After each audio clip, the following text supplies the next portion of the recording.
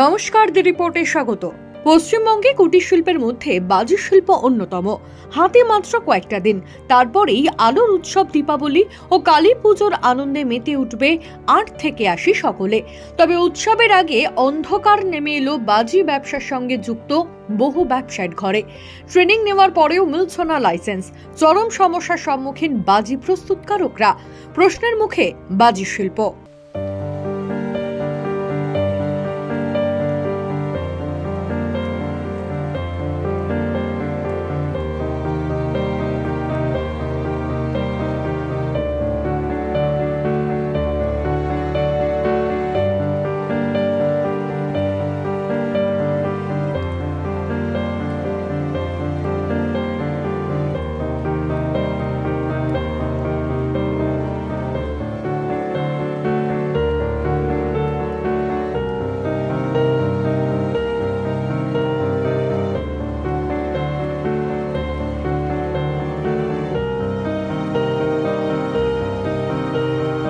শারদোৎসব মিটতে না মিটতেই মহেশতলার নুঙ্গিতে বাজিপাড়ায় জোর কদমে শুরু হয়ে যায় বাজি তৈরির কাজ। এবছরও যার ব্যতিক্রম নয়। উৎসবের সময় পরিবেশকে দূষণমুক্ত রাখতে তৈরি হচ্ছে পরিবেশ বান্ধব বাজি। পশ্চিমবঙ্গে অন্যান্য জেলার পাশাপাশি বাজি প্রস্তুতির জন্য দক্ষিণ ২৪ পরগনা জেলার মহেশতলা পৌরসভার ৩০ নম্বর ওয়ার্ডের বড় অংশ এবং বজবজ ১ নম্বর ব্লকের চিংড়িপোতা অঞ্চল গোটা ভারতবর্ষে চর্চিত। কেউ বাজি তৈরি করেন, কেউ আবার বাজি বিক্রি করেন। তবে এবছর বাজির বাজারে ছন্দপতন। প্রথম সমস্যা হলো অতিবৃষ্টি, এর জেরে প্রোডাকশন অনেক কম। দ্বিতীয় সমস্যা হলো অনুমতিপত্র বা লাইসেন্স। আতশবাজি ব্যবসায়ী সমিতির সম্পাদক সুখদেব নস্কর জানান, যে পরিমাণ লাইসেন্স পাওয়ার কথা সে পরিমাণ আমরা পাইনি। এর জেরে প্রোডাকশন কম হওয়ায় সেই শূন্যস্থান পূরণে এগিয়ে আসছে তামিলনাড়ুর শিবাকাশির বাজি।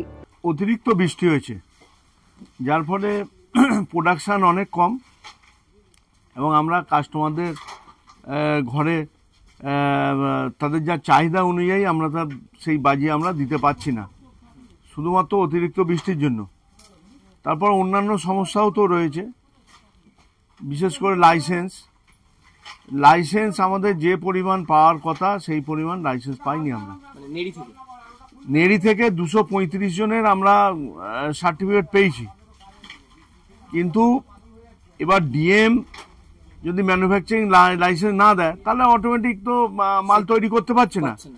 সর্বসাকুল্যে বেঙ্গলে 40 জন ম্যানুফ্যাকচারিং ইউনিট ম্যানুফ্যাকচারিং লাইসেন্স পেয়েছে গোটা পশ্চিমবঙ্গে, যেখানে 235 জন অলরেডি ট্রেনিং নিয়েছে এবং তাদের মধ্যে লাইসেন্স পাওয়ার জন্য যে পরিকাঠামো সেই পরিকাঠামো আছে।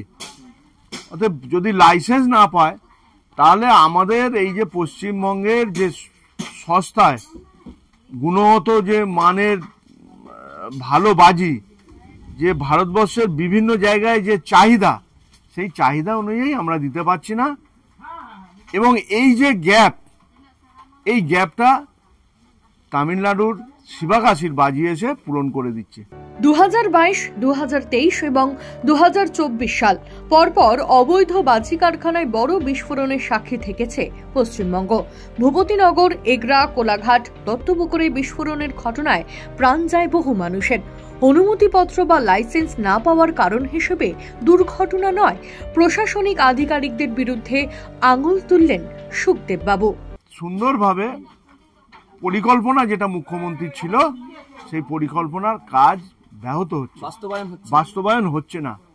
এবং এর মধ্যে একটা দুষ্ট চক্র কাজ করছে যাতে পশ্চিমবঙ্গের আতশবাজি ব্যবসা আগামী দিনে বন্ধ হয়ে যায়, সেই একটা সুপরিকল্পিত পরিকল্পনা চলছে এবং সেই অনুযায়ী তারা তাদের কাজ করছে।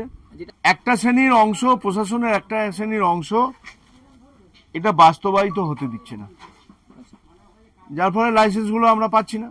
একদিকে আবহাওয়া আর একদিকে ষড়যন্ত্র, এই দুইয়ের জাঁতাকলে পড়ে সংকটে পশ্চিমবঙ্গের বাজি শিল্প। শ্যামল পাল, দ্য রিপোর্ট, দক্ষিণ ২৪ পরগনা। সমস্ত রকমের আপডেট পেতে লাইক করে সাবস্ক্রাইব করুন দ্য রিপোর্ট চ্যানেলটি। সেই সঙ্গে বেল বাটন প্রেস করতে ভুলবেন না। আপনাদের একটা সাবস্ক্রিপশন আমাদের জন্য অত্যন্ত মূল্যবান। একই সঙ্গে ফলো করুন আমাদের হোয়াটসঅ্যাপ চ্যানেলটিও। জয় হিন্দ।